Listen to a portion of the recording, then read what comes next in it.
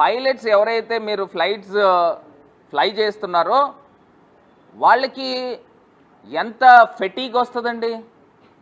Pilots fatigue ఇప్పుడు నిజంగా అక్కడ ఎయిర్పోర్ట్స్లో అవుట్రేజ్ అవుతూ ఉంది, ప్రజలందరూ కూడా అవుట్ బర్స్ట్ అవుతూ ఉన్నారు. మరి ఫ్లైట్ని ఫ్లై చేసేవాళ్ళు వాళ్ళు కూడా మనుషులే కదా, మరి వాళ్ళకి ఎంత మెంటల్ పీస్ ఉండాలి? అసలు ఇది ప్యాసింజర్ సేఫ్టీ పాయింట్ ఆఫ్ వ్యూలో ఎంత పెద్ద బ్రీచ్ అండి ఇది. ఆ మాత్రం తెలియట్లేదా? ఇప్పుడు నిజంగా ప్రజలందరూ కూడా కొన్ని లక్షల మంది ప్రజలు కొన్ని వేల ఫ్లైట్స్లో ప్రయాణం చేస్తూ ఉంటే అక్కడ తీసుకొచ్చి గత వారం రోజుల నుంచి కూడా ప్రతి ఎయిర్పోర్ట్లోనూ ధర్నాలు చేస్తూ ఉన్నారు, గొడవలు చేస్తూ ఉన్నారు. మరి అలాంటి పరిస్థితుల్లో ప్యాసింజర్స్ సేఫ్టీని గాలికి వదిలేశారు. ఇప్పుడు ఫ్లైట్స్ ఫ్లై చేసేవాళ్ళు ఎవరు? మనుషులు. వాళ్ళు టేక్ ఆఫ్ కానీ ల్యాండింగ్ కానీ స్మూత్గా జరగాలి, ఒక మెంటల్ పీస్తో జరగాల. మరి వీళ్ళు తీసుకున్న తుగ్లక్ నిర్ణయాలు అంటే పీరియాడిక్ రివ్యూలు చేయకపోవడం వలన ఈ యొక్క డ్యామేజ్ వచ్చింది. మరి వాళ్ళకి ఎంత, పైలట్స్కి ఫెటీగ్ ఎంత వస్తుందండి? వాళ్ళకి మెంటల్ టెన్షన్ ఎంత ఉంటుంది? ఆ మాత్రం తెలియట్లేదా? ఒకవేళ జరగకూడని ప్రమాదం ఏదైనా జరిగితే ఎవరు సమాధానం చెప్తారు?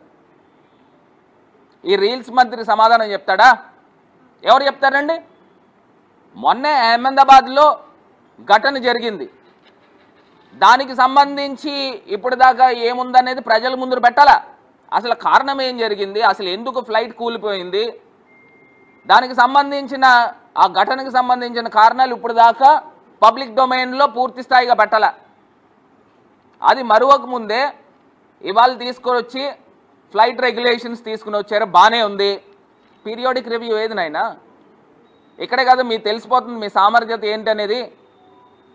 అక్కడ ప్రపంచ దేశాల నుంచి రష్యన్ ప్రెసిడెంట్ భారతదేశంలో ఉంటుండగా మరి ఇంత దారుణమైన ఇన్సిడెంట్ భారతదేశ ఎయిర్పోర్ట్స్ అన్నీ కూడా జరుగుతూ ఉన్నాయి.